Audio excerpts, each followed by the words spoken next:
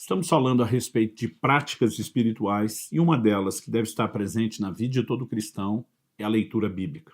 Obviamente, quando falamos da leitura, começamos pela exposição à palavra de Deus, que vem por meio da leitura, mas nós estamos falando a respeito de meditação, estudo, está tudo isso, né, incluso na prática. Em Colossenses, no capítulo 3, no verso 16, nós temos que a palavra de Cristo habite ricamente em vocês.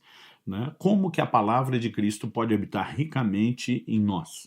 Né? Ela não vai ser transferida por download gratuito enquanto você dorme. Então, evidentemente, nós precisamos conhecer as Escrituras. Né? Quando vemos o Senhor Jesus citando as Escrituras várias vezes, está escrito, está escrito, está escrito, evidente que nosso Senhor tinha conhecimento das Escrituras e é o exemplo, a referência para mim e para você que também devemos ter o conhecimento das Escrituras.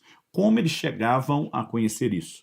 Jesus mesmo fala em João no capítulo 5, no verso 39, examinais as Escrituras, porque julgais ter nelas a vida eterna, e são elas que testificam a respeito de mim. Então Jesus está falando não só de um estudo, Jesus está falando de um exame.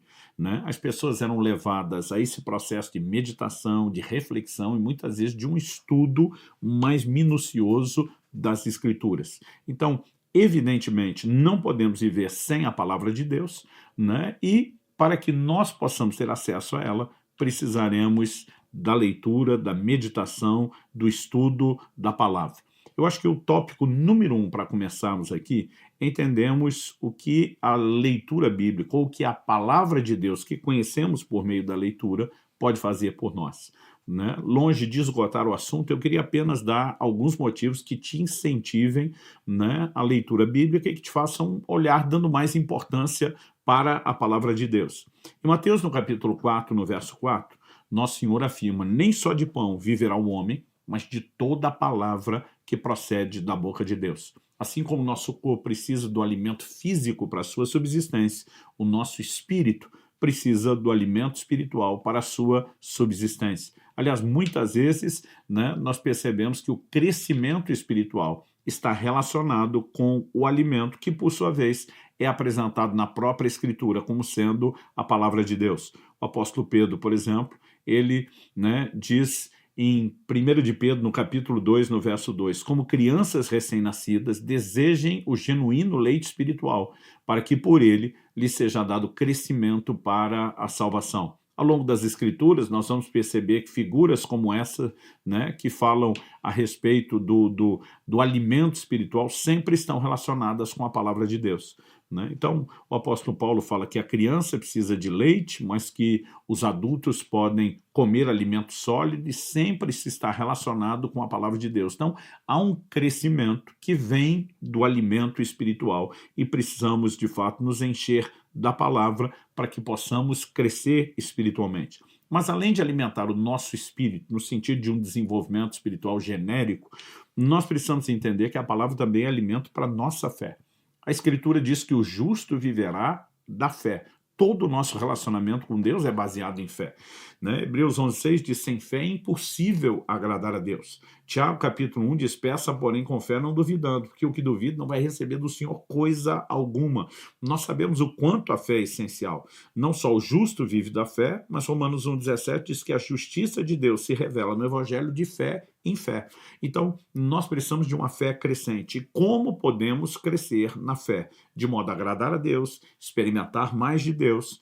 Então, Romanos capítulo 10, verso 17 diz, a fé vem por ouvir e ouvir a palavra de Cristo. Em 1 Timóteo, no capítulo 4, no verso 6, o apóstolo Paulo, né, diz, olha, você será nutrido pelas palavras de fé que pregamos. Ou seja, o anúncio, a proclamação da palavra, obviamente, estamos falando da Escritura, gerava fé nos ouvintes. Então, a palavra de Deus não é apenas alimento para o espírito no sentido genérico, mas especificamente é alimento para a nossa fé. A transformação proposta pelo apóstolo Paulo em Romanos, no capítulo 12, quando ele diz, não vos conformeis com esse mundo, mas transformai-vos, né? Ele diz que a transformação se dá pela renovação da nossa mente. Então, evidentemente, ninguém muda comportamento sem mudar valores. E quando eu e você mergulhamos, imergimos na palavra de Deus, na leitura bíblica, nós estamos passando por um processo de mudança de valores, de mudança de mentalidade. Aliás, eu diria que não só, né, a palavra de Deus tem o poder de mudar a nossa forma de pensar, a mentalidade, como ela tem o poder de restaurar a nossa alma.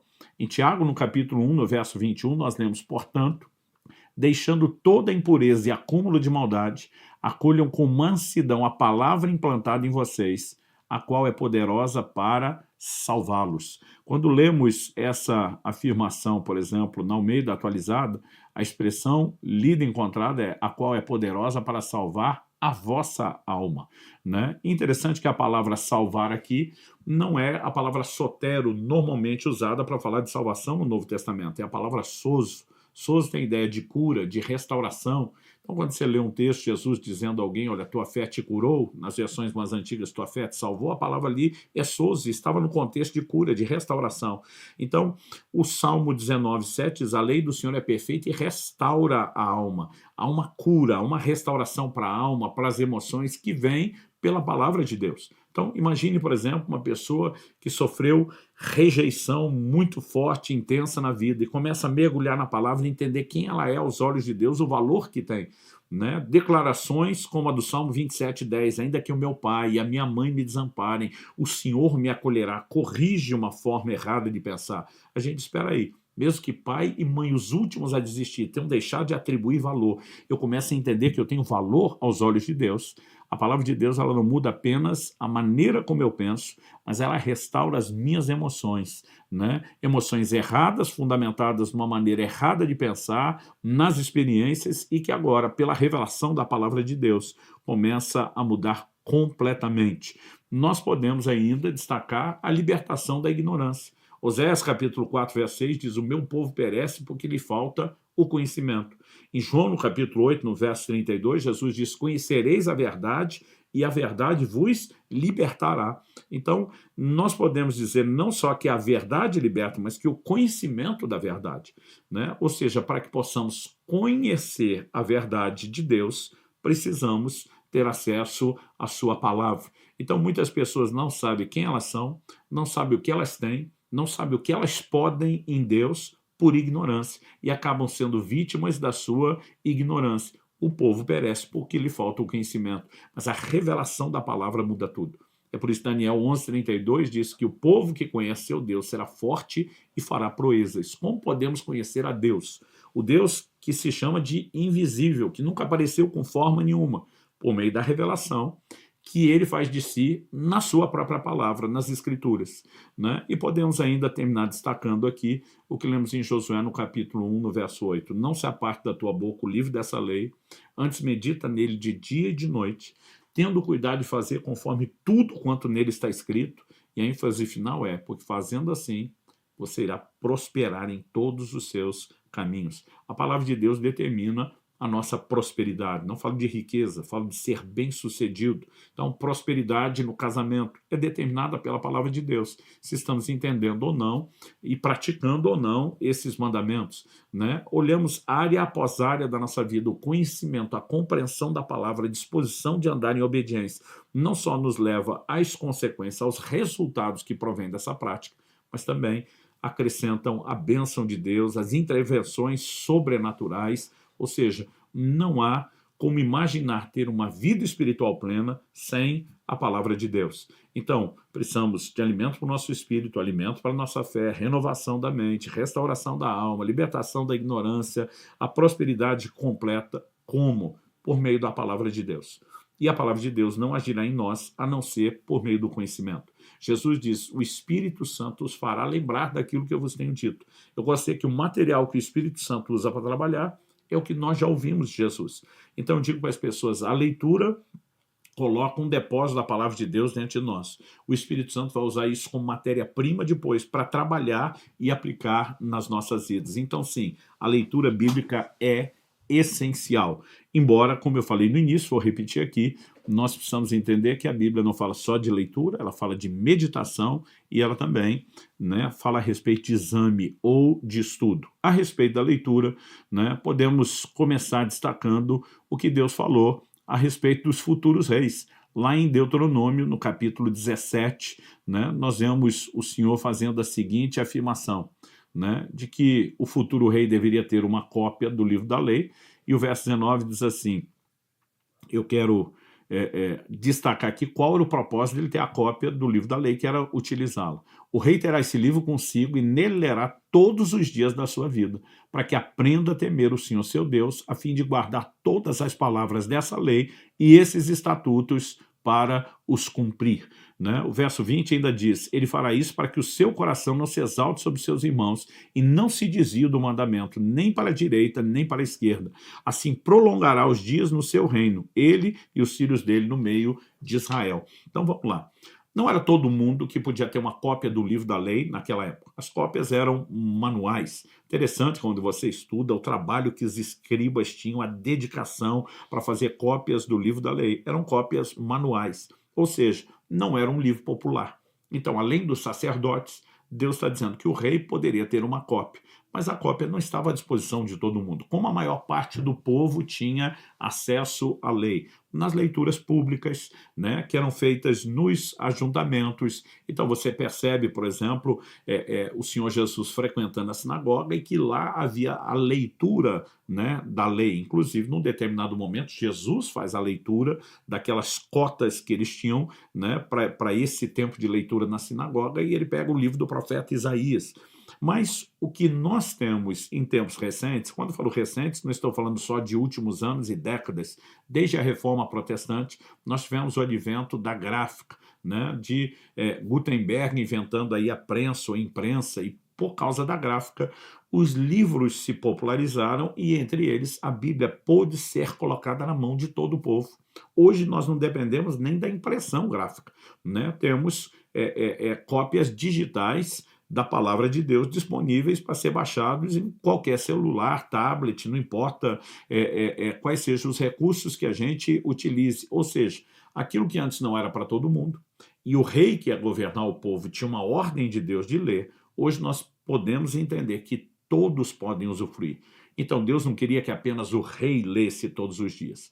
Naquele momento Deus está falando com uma das poucas pessoas que poderia, né, ter esse, não vou nem chamar de luxo, mas o privilégio de ter a cópia do livro da lei que hoje nós temos. Então, evidente que nós deveríamos usar isso. E como relacionamento com Deus, quando iniciamos essa série de aulas sobre as práticas espirituais, começamos com um devocional diário para mostrar que a base do relacionamento com Deus é diário. Portanto, deveríamos ler a Bíblia todos os dias, como Deus orientou a esse rei que lesse. Agora, quando eu falo a respeito, né, de estudar a Bíblia de uma forma geral, as pessoas me perguntam muito, Luciano, como é que eu posso fazer, né, para estudar a Bíblia? E eu digo para as pessoas, olha, eu tenho 3 formas que são bem distintas, mas elas são complementares. Em primeiro lugar, eu falo de leitura corrida. O que é leitura corrida? É você ler o máximo que você pode do texto bíblico todo, né, de capa a capa, de Gênesis a Apocalipse. Isso não significa que a leitura completa da Bíblia tem que ser feita só na ordem que está lá, livro após livro, mas evidentemente ter o conhecimento de todo o conteúdo bíblico, ele é muito importante. Por quê?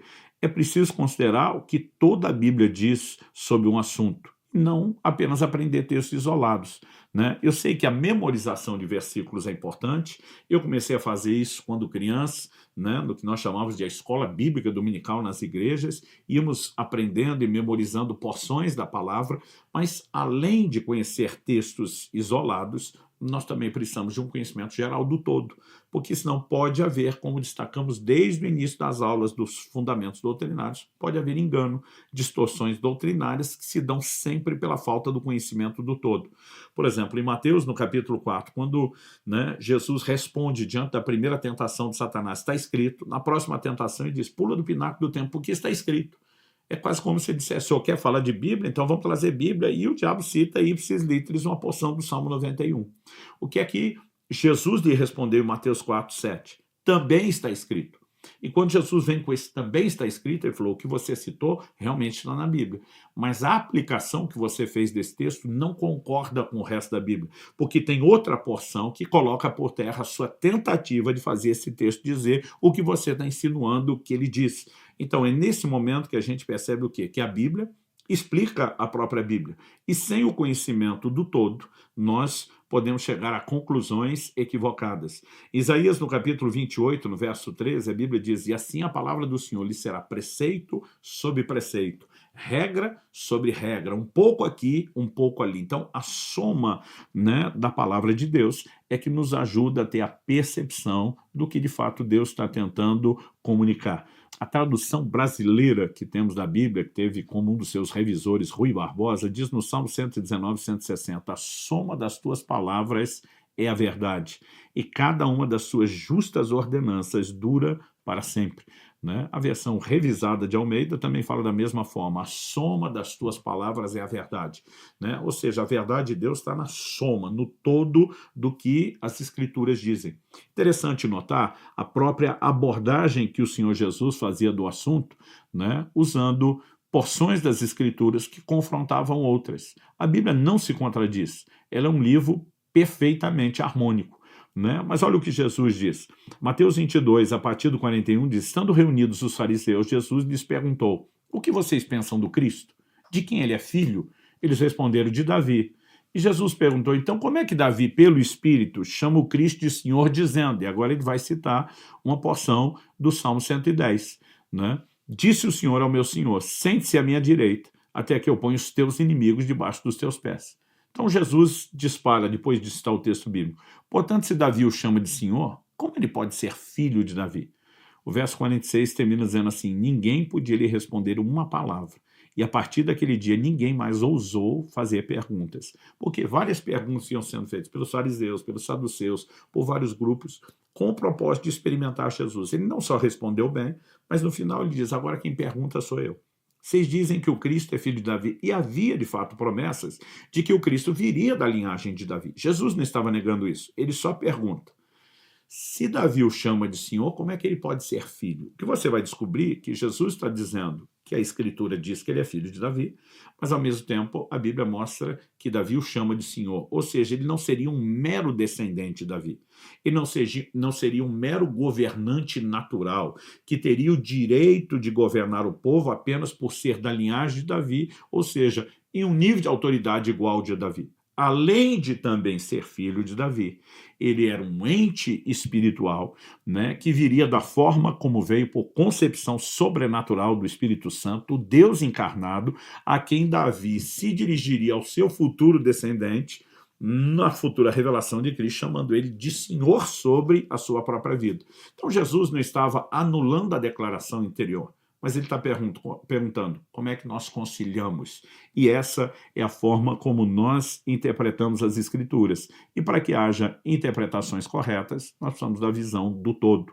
Né? Se você olhar, por exemplo, para a pregação de Estevão em Atos, no capítulo 7, você percebe que para falar de Jesus, ele vai falar de Abraão, ele vai falar dos patriarcas, ele vai falar de como Deus formou um povo para si, né? Ele vai falar a respeito de como Davi quis construir uma casa, Deus não permitiu, foi Salomão quem deixou. A partir do conceito de casa, ele migra para dizer, mas o Deus eterno habita em templos feitos por mãos de homens. E ele vai pegando toda a construção para que então Cristo seja apresentado. E com isso eu sempre falo da importância da cosmovisão bíblica, a visão maior, a macrovisão, a capacidade de enxergar e de entender o todo.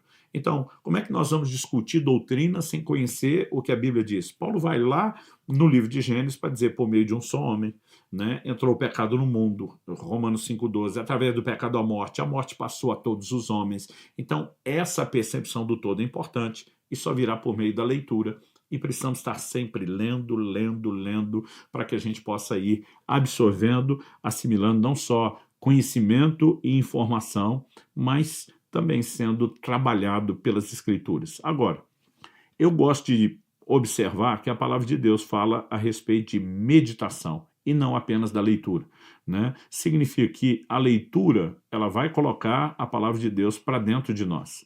Mas a meditação é a capacidade de voltar naquilo que nós colocamos para dentro e trabalhar nisso. No Salmo 119:15, o salmista diz assim: meditarei nos teus preceitos e as tuas veredas terei respeito, né? O próprio Deus diz a Josué, já citei isso antes, quando falei que a palavra é fonte de prosperidade. Não se aparte da tua boca o livro dessa lei, confissão. Antes medita nele de dia e de noite. Para confessar, a gente tem que conhecer, tem que ler. Para meditar, a gente tem que ter lido para conseguir refletir naquilo. Então, tudo vai começar com a leitura.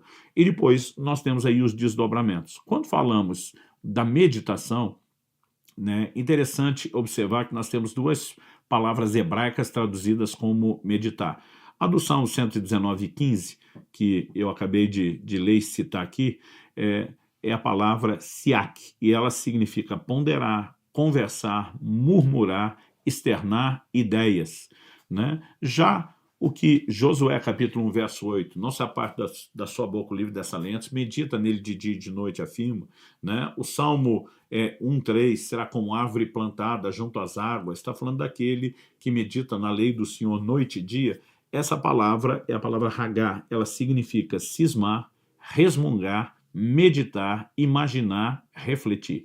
E aqui eu quero chamar a sua atenção. A primeira palavra tem como um dos significados murmurar, né? A segunda palavra tem como um dos significados resmungar, né? Ou seja, imagina uma pessoa que fica falando aquilo que leu, fica repetindo, né? É por isso que vem aí os conceitos de conversar, de externar ideia, de ponderar, é você voltar a tocar no assunto daquilo que já tem sido falado e, obviamente, precisa ser entendido. Um bom exemplo do que é a meditação é quando a gente olha para o ato de ruminar do gado, né? Quando você olha, por exemplo, para a vaca que depois de ter comido o capim, ela simplesmente, né, num lugar sossegado, ela começa a ruminar, mastigar aquilo que engoliu, o que colocou para dentro. E aí você precisamos entender que a própria Bíblia, que temos que ler, determina a prática da meditação. Ela é uma extensão da leitura, né? A leitura é eu e você botarmos o alimento para dentro. A meditação é a ruminação, é o que nós faremos com isso depois. Como eu disse anteriormente, o Espírito Santo trabalha, né? Ele tem como matéria-prima a palavra de Deus, mas aquilo que você leu e conheceu. Ele não vai trabalhar em você aquilo que você não leu ou não conheceu. Então, precisamos da meditação para que a gente possa ponderar, processar. Em Lucas 10, de 25 a 28, vemos Jesus conversando com uma pessoa e ele faz duas perguntas. O que está escrito na lei? Depois ele diz, como você entende? Então, em primeiro lugar, o que está escrito, para a gente saber o que está lá, tem que ter leitura. Mas como entende? Né? Para que você tenha um entendimento prático daquilo, tem que ter a meditação, tem que ter a reflexão, ou tem que ter o que vem, que eu quero falar na sequência, o estudo, né? Quando Jesus diz, examinais as escrituras, ou seja, o que é que eu vou fazer com aquela informação, como ela se torna algo prático dentro de mim, qual o entendimento que isso gera, qual o tipo de conduta e comportamento. Então você vê o tempo todo pessoas fazendo perguntas a Jesus, Jesus fazendo pergunta às pessoas, e evidentemente que nós não podemos parar na leitura, a gente precisa desenvolver, né, a sistematização dos assuntos que nós lemos, como eles se correlacionam, qual a forma final de pensar, de crer, né, de conduta que eu e você teremos diante daquelas informações que lemos e agora devem servir para nos ajudar a construir aí não só o nosso credo, mas as nossas práticas. Isso me leva agora ao terceiro e último aspecto, que é o que Jesus falou de um exame. Eu diria que isso tem a ver com estudo, né? Então, assim, quando as pessoas perguntam, pastor, qual a sua forma de lidar com a leitura e estudo bíblico? Eu falo, eu tenho 3 formas. A primeira, leitura corrida, né? A gente fala de colocar essa informação para dentro. A segunda, meditação. Que a meditação, eu gosto de conversar com o texto. Isso é uma expressão que meu pai usava. Ele dizia, vá conversar com o texto, né? É você entender exatamente o que está sendo dito, para quem foi dito, por que foi dito, é você começar a perceber, né? Então, eu me lembro de quando meu pai, eu fui perguntar para ele, eu falei, tem mais de um Adão na Bíblia? Ele falou, por que você está falando? Eu falei, não, porque eu estava lendo lá, 1 aos Coríntios 15:45, e Paulo fala do primeiro e do último Adão. Meu pai me interrompeu, disse, se fala de outro é porque tem. Eu falei, ok, reformulando a pergunta. O primeiro Adão eu sei quem é, o marido da Eva lá do Éden. Quem é o último Adão? Né? E eu lembro meu pai dizer assim, vá conversar com o texto, Eu dizia: pai, mas o senhor já sabe. Ele não gostava de dar nada pronto, né, de nos ensinar a pensar, né, do jeito dele, já pegando tudo pronto, e dizia: vá conversar com o texto que está tudo lá. Eu lembro quando voltei para o texto, né, eu percebo Paulo dizendo, né, algumas declarações que nos ajudam a perceber que mais do que uma comparação entre o primeiro e o último, tinha um contraste. Né? Ele diz assim: o primeiro homem, feito o pó da terra, né, foi feito alma vivente, um ser vivente, ou seja, ele recebe vida. O último Adão é espírito vivificante, ou seja, esse comunica. Enquanto o primeiro é só criatura, o outro é criador. Né? Ele diz: o primeiro não é espiritual, é o natural. Depois vem o espiritual. Então, um novo contraste. Um Adão natural, o outro é espiritual. Né? E diz assim: o primeiro homem formado do pó da terra é terreno. O segundo homem é do céu. Então, aqui a gente descobre que o último Adão é homem, mas apesar de ser homem, não é natural como o primeiro, é espiritual, não é terreno como o primeiro, ele é celestial. Em vez de ser mera criatura, ele é criador. Né? Por exclusão de possibilidades, quem que sobra? Só uma pessoa cabe nessa declaração. Né? Quem é o único homem criador? João 1,3 fala a respeito dele, Jesus. Tudo quanto foi feito por intermédio dele, sem ele, nada do que foi feito se fez. E eu lembro que depois de ter percebido essas coisas, voltei para meu pai e falei: é Jesus o último Adão? Ele: aham, como quem disse, né? Estava lá o tempo todo. Mas nós precisamos aprender a refletir, né? A ponderar e a nos aprofundar. Agora, quando eu falo de leitura, de meditação, que é a conversa, eu sempre digo que temos um terceiro elemento importante. Por quê? Porque estamos vivendo um período aí de quase 2000 anos depois da formação final do cânon da Bíblia, que por sua vez começou mais de 1500 anos antes desses 2000 anos atrás, quando se encerrou. Isso significa o quê? Que muitas vezes nós temos desafios de ordem cultural, né? Nós temos elementos que podem ser históricos, geográficos, eu diria hoje em dia até mesmo arqueológicos, que podem nos ajudar a entender melhor os assuntos. Então, há muitos materiais que podem ajudar as pessoas. Né? Antigamente, se falava muito das chaves bíblicas, você conseguia localizar, né, todos os demais textos que mencionam uma mesma palavra. Hoje você tem sistemas de busca, né, no aplicativo da própria Bíblia, via internet, que te ajudam em relação a isso. Mas nós temos Bíblias, um exemplo, uma dessas Bíblias de estudo, né, a Bíblia de referência Thompson, que ela vem por cadeia temática. Então, às vezes você quer estudar família, mas tem texto que fala sobre família sem usar a expressão família. Então, nessa busca você não vai achar. Mas ele já traz agrupamentos, né, que te permite avaliar e sistematizar os assuntos. Então, a gente tem os comentários bíblicos, né? Pessoas que têm gastado anos detalhando o que é o versículo, quais os contextos, quais as possibilidades de avaliação, e não significa que um comentarista tenha a palavra final. Eu, por exemplo, gosto de usar muitos tipos de comentários bíblicos, avaliar todos os ângulos, mas isso tudo me permite ampliar aquela avaliação, aquela meditação do assunto, dando outras ferramentas que não temos. Né? Então, assim, não significa que todos os dias vai ter exame profundo. Talvez tenha dia que é só leitura, talvez tenha dia que a leitura não rende, eu não leio muito porque eu fico meditando. Né? Há momentos que eu nem leio tanto e nem medito tanto porque eu estou trazendo o elemento da pesquisa, mas ter, né, todas essas formas de lidar com as escrituras nos ajuda muito a ter uma percepção maior, completa e abrangente. Né? Agora, quando as pessoas perguntam: pastor, eu tenho que gastar mais tempo onde? Eu digo: gaste muito tempo na leitura bíblica. Né? Porque quanto mais material você botar para dentro, quanto mais coisas você memorizar e lembrar, quanto mais informação, mais matéria-prima, né, você tem para a continuação do trabalho da ruminação, da meditação. O próprio Espírito Santo, né, vai te fazer lembrar aquilo que você leu. É impressionante como, às vezes, no momento de necessidade, a gente lembra de textos que parece que não estavam assim tão facilmente acessíveis na nossa mente. Então, a leitura bíblica, né, deve ser feita em base diária. Não significa que alguém está em pecados, não pode fazer isso. Né? Eu digo a alguns: correu muito, não conseguiu parar para ler. Tente pelo menos meditar naquilo que você lembra, né, ao longo do dia, em determinados momentos. Há muitas maneiras de mantermos o relacionamento com a palavra de Deus. Mas para que a palavra habite ricamente em nós, não só habite em nós, mas habite ricamente, é evidente que eu e você vamos ter que dedicar tempo a isso.